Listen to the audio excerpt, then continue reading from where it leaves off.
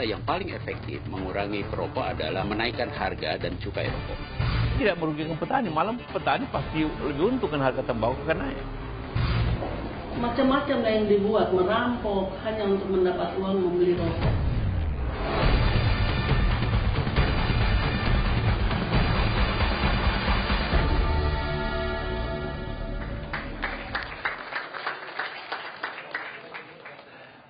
Pemirsa, kita masih bersama Indonesia Lawyers Club. Masih ada satu lagi, Pak Joko Wahyudi. Silakan Pak Joko. Terima kasih. Assalamualaikum warahmatullahi wabarakatuh. Pak Joko ini Ketua Paguyuban Mitra Produksi Sigaret. Betul. Ketua Paguyuban Industri Rokok Sigaret Kretek Tangan. Panjang banget. Ya silakan Pak. Selamat malam dan salam sejahtera untuk kita semua. Saya pelaku industri rokok, Pak. Saya itu merasa prihatin sekali. Ada institusi yang begitu terhormat, dipimpin oleh profesor, yang tidak mampu melihat apa dibalik yang dia terima. Zaman sekarang tidak ada barang yang gratis. Mestinya profesor paham benar dibalik itu apa. Yang kedua, seingat saya, sebelum saya lahir sampai saya ngerti, itu rokok sudah ada dan tidak pernah menjadi berita seperti sekarang ini. Perusahaan rokok, perokok, dan sebagainya yang terlibat dalam hal itu semuanya tertata dengan rapih. Industri rokok di Indonesia itu salah satu industri yang sangat manut, tidak pernah protes. Disuruh ngalor yang ngalor, disuruh ngidul yang ngidul, kecuali kalau diidek marah. Kita nurut. Kalau mau dinaikkan oleh cukai sangat bijaksana, BKF terutama. Setiap mau melakukan kenaikan tarif kita cukai tahunan, kita dilibatkan. Tidak ribut. Di situ betul-betul dikaji kebutuhan pemerintah atas dana yang berhasil dari cukai itu berapa, bisa dicapai dengan penentuan harga berapa, sehingga semuanya bisa berjalan. Kebutuhan pemerintah akan dana itu tercapai, industri tetap berjalan, tenaga kerja tetap bekerja, petani tembakau tetap melakukan tugasnya dalam kehidupan keseharian. Itu mau dirusak. Kok jahat? Saya pikir jahat sekali itu. Itu tatanan yang sudah mapan loh itu. Terjadi bertahun-tahun, puluhan tahun, bahkan ratusan tahun. Itu begitu saja dirusak. Dengan dana yang nilainya sangat memalukan untuk ukuran kita. Saya tidak kaya. Tapi kalau dana 4,5 miliar itu menjadi alasan untuk merusak. Sekarang yang terjadi, Pak, saya sangat tidak yakin kalau pemerintah mau mengadopsi itu. Pemerintah masih cukup bijaksana. Tetapi justru pada kesempatan ini yang saya mau sampaikan ini sudah membuat resah. Membuat rakyat ketakutan, membuat resah. Ingat saya definisi teroris itu kurang lebihnya seperti itu.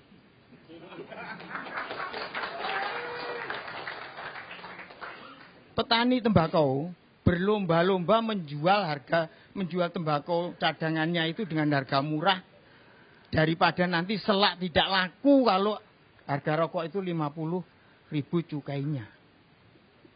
Pagi-pagi 2 hari yang lalu saya di pabrik, salah satu karyawan saya perempuan nangis datang kepada saya. Saya tanya, kamu datang kok nangis itu ada apa? Pak, nasib saya bagaimana Pak? Datang kok tanya nasib itu, nasib kenapa? Nasibku memangnya kenapa? Tadi malam Pak saya melihat di televisi, katanya harga rokok mau naik 50.000 rupiah, itu bahasanya mereka. Kalau terus kemudian pabrik ini ditutup Pak, saya mau bekerja apa lagi? Bapak-bapak sekalian yang terhormat, di pabrik rokok, industri rokok SKT yang padat karya itu, karyawannya itu 99% perempuan. 99% perempuan, usianya berkisar antara 18 sampai sekitar 35. Itu kelompok masyarakat yang sebetulnya menjadi beban masyarakat itu. Karena tidak mempunyai pendidikan, tidak mempunyai keterampilan, tidak mempunyai pengalaman apa-apa hidupnya di desa. Yang sebetulnya itu menjadi beban keluarga atau masyarakat, begitu bekerja di tempat kami, Pak, mereka menjadi tumpuan keluarganya. Apa itu juga termasuk di dalam pertimbangan survei Bapak. Mohon Pak, yang komprehensif. Lihat di sekitarnya. Jangan butuhnya sendiri. Pak Presiden sering mengatakan, jangan ego sektoral itu buang jauh-jauh. Kita negara kesatuan Indonesia, mari hidup berdampingan yang baik, ditata yang baik. Tidak asal usul yang bisa meresahkan, dampaknya luar biasa. Kalau tadi disampaikan, saya tidak ngira, saya sangat prihatin. Seorang profesor tidak bisa mengira dampak apa yang diucapkan. Memprihatinkan sekali. Cukup saya kira Pak. Pak Joko. Terima kasih.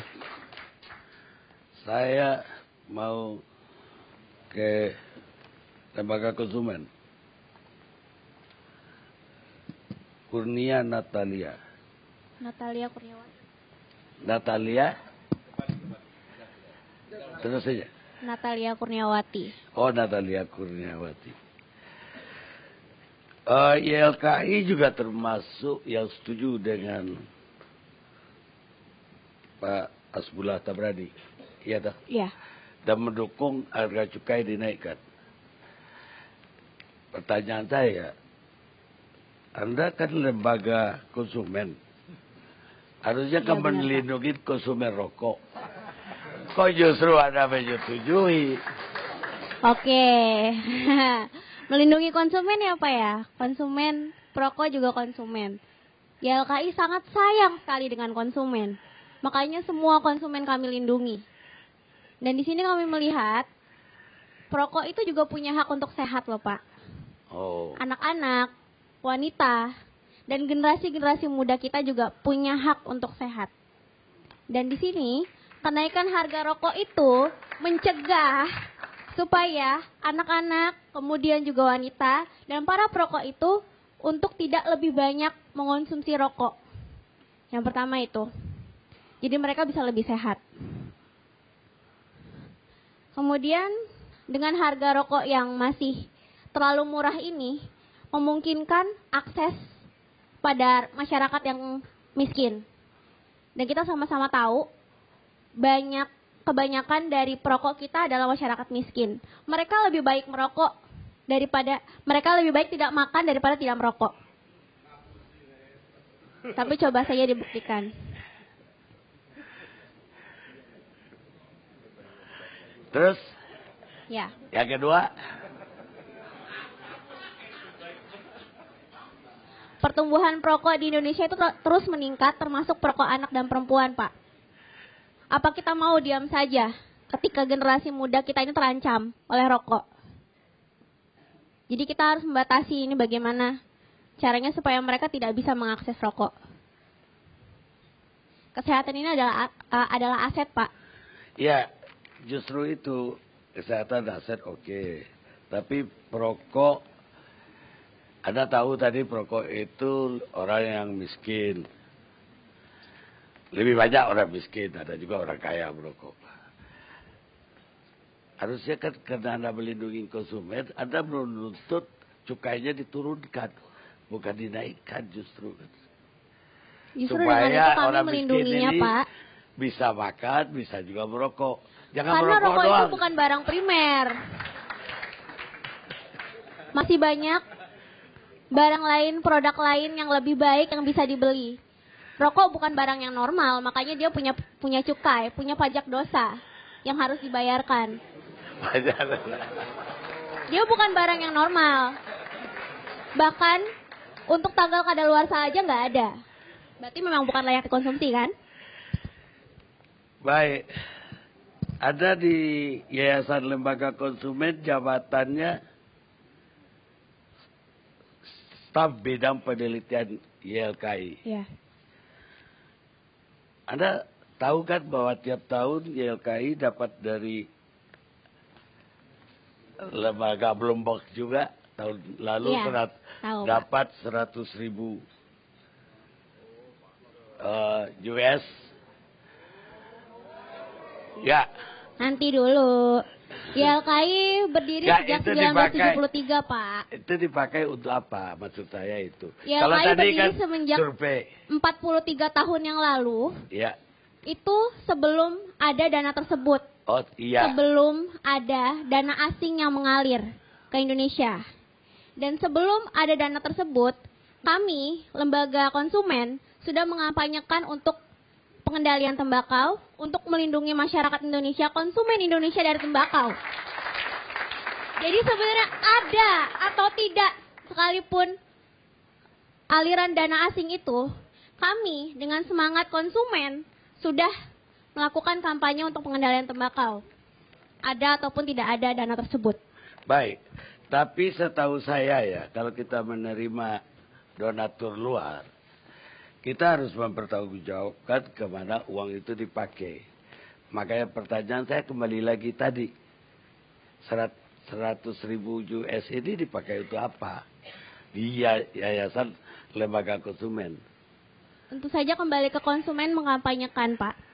Kami mendidik konsumen, mengedukasi konsumen untuk bisa menjaga kesehatannya, untuk bisa lebih produktif dengan pengendalian tembakau itu, dengan mengendalikan konsumsi rokok. Dan kami juga dana-dana tersebut diaudit. Boleh kalau memang mau dibuka. Dan sekarang saya tanya kembali, industri rokok juga menerima dana dari asing. Itu diaudit atau enggak? Dibuka ke publik atau enggak? Dipertanggungjawabkan atau tidak? Saya tantang balik. Industri rokok menerima dana dari asing. Philip Morris asing atau bukan? Oh, investasi. Aliran Kita dana lihat dari dulu asing sejarah juga, dulu, Pak.